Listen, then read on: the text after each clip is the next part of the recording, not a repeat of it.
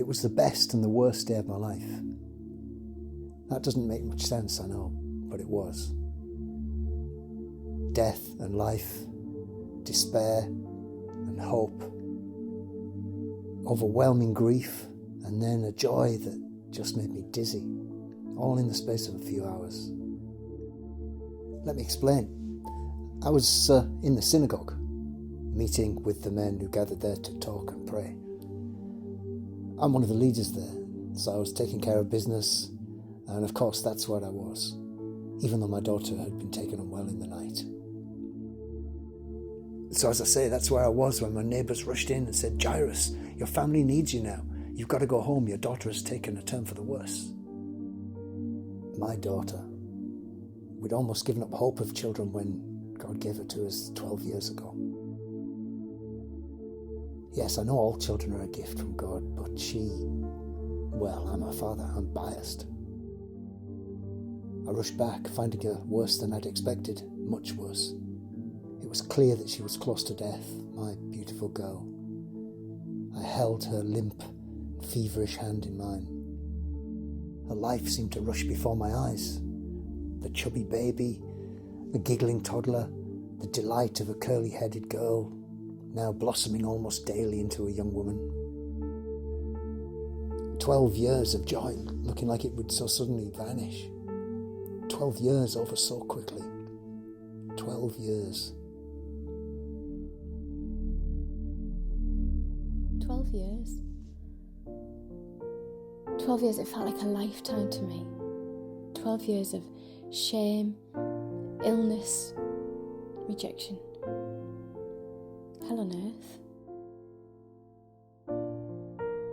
I know it's not the done thing to speak of these things in public, but it all came out anyway, so where's the harm in repeating it to you now?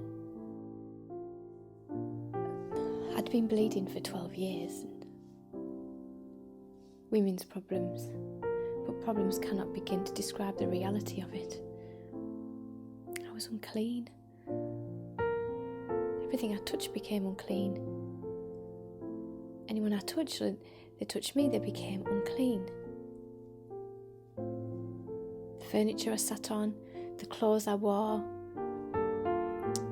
anything that I touched became unclean by me. Well, what husband would stay? 12 years of isolation. No loving touch, no protection, no provision. From respect to rejection so quickly. Let me tell you, I spent all my money on doctors and all manner of healers, but nothing worked. The bleeding just got worse.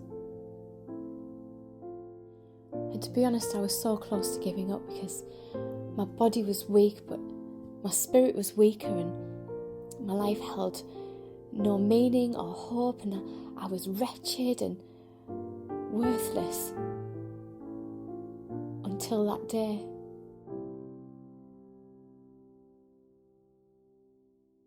I've never felt more helpless than those moments by my daughter's bed.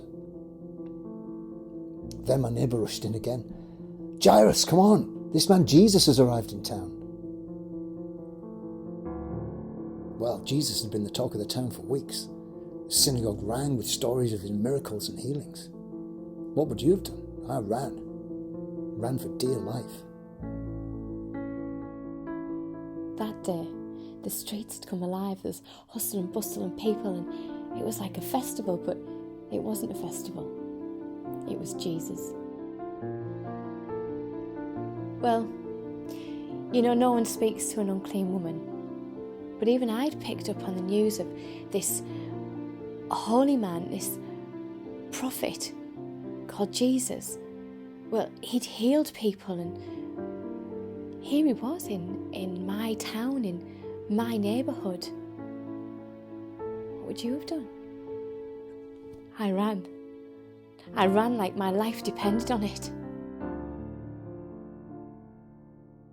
The crowd was massive, people shoulder to shoulder. But I would have run through a wall to get to Jesus at that point. I fell at his feet and pleaded with him to come to my house and heal my dying daughter. Without a word, he came with me, and we were pushing through the crowd like madmen when he stopped. "Who touched me?" he said. I pushed through the crowds and it seemed to take forever, but then I glimpsed him just his back and I thought to myself, if I could just touch him. So I reached through the legs of the crowd and I caught just the corner of his cloak in my hand. What was I thinking of? I've made him unclean. I knew at once I was healed.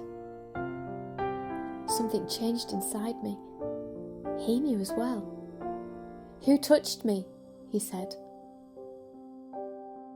Who touched me? What a crazy question. The street was rammed with people on all sides. And he says, "Who touched me?"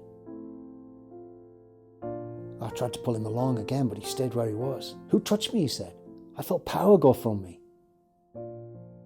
So he looks around the crowd and his eyes rest on a woman, one of those beggars that litter the streets on every corner. He asked it again.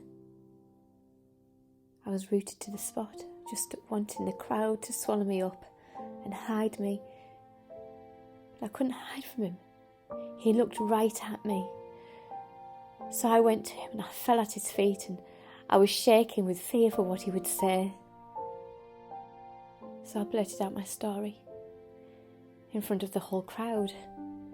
And I told him of everything that had happened to me, my desperation and my hope that he would heal me. And then I hung my head because I wasn't able to meet his gaze.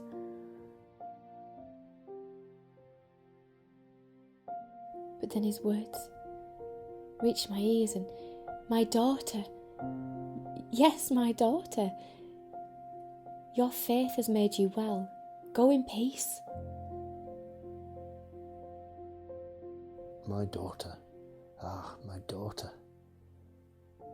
Yet more of my neighbours rush up to me as Jesus was speaking to this woman.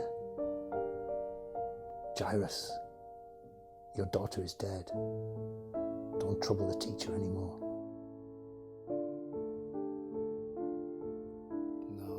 No. But Jesus heard these neighbours of mine too. And he turned to me and said, "Don't fear, only believe, and she will be saved." I didn't know what to think. I didn't know what to believe. I had no words to say.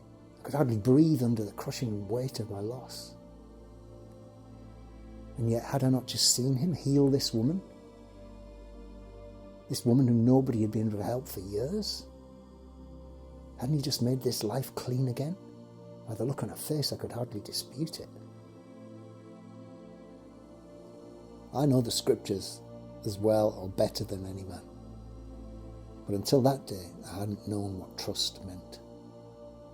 My life and that of my daughter was in his hands.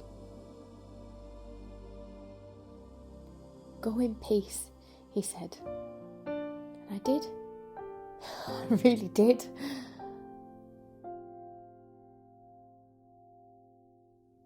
So I went with him. The house was already full of mourners, and he called them all out, telling them, "She's not dead, only sleeping." Well, as you know, they've seen death before, these people. And they laughed in his face. But he went into the bedroom. She was laid out on the bed. He took her limp hand in his, and he said, "Little girl, get up." And she did. She really did. I had nothing left. No hope at all. But now I've got life. And all my brokenness is gone. Life from death.